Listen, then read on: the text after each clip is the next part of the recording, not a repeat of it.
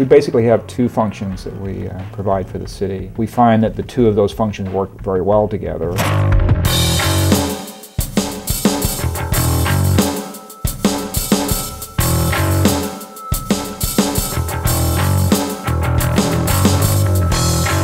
We're the central office for procurement and budget, but a lot of that activity occurs out in the departments, whether they're looking at their budget, tracking it, worrying about whether or not they have enough money to replace someone's computer that is out of date, or whether they're looking at procurement and trying to then buy that computer.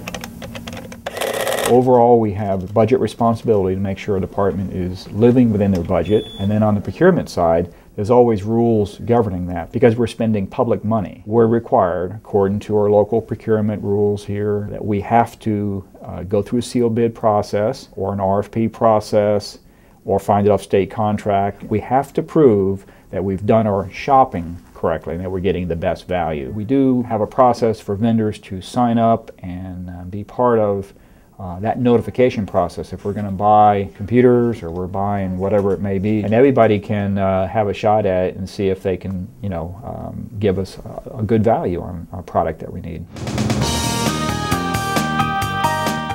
Twice a year we have a city council retreat, and very often, because of our role of working with the budget, they want an update.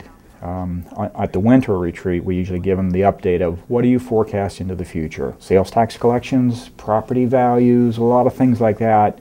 How is that going to impact our budget here at Port St. Lucie? So with no further ado, Mr. Pollard. And then in the middle of summer, July, we have a retreat. It covers a lot of topics. It's not just simply budget, of course, but we spend a good bit of time on the proposed budget. The city manager gives direction to all of us that he wants to meet certain goals. We pull the budget together, we have to balance it, and then the retreat is where the council looks at it. We give them a presentation of here are our major revenues, here's what's accomplished, did we hire more police officers, did we have to cut back in other areas, all the different parameters that are in the proposed budget.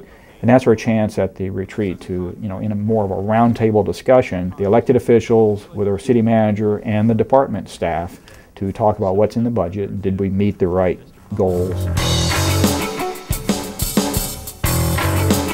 All the local governments that make up the components of your tax bill, your property tax bill, we have a tentative millage rate for the city, for the county, for the school board, for the fire district. That's called the TRIM notice. TRIM stands for Truth in Millage, and that information all got submitted.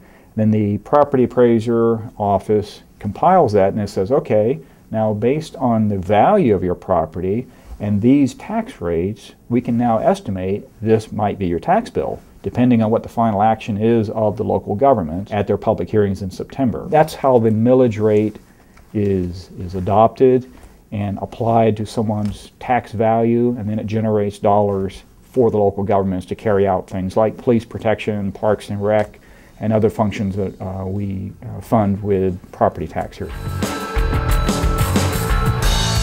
There's a lot that goes through OMB, and it's hardly ever a boring day, and you do learn a lot about all the services that we provide here in the city of Port St. Lucie.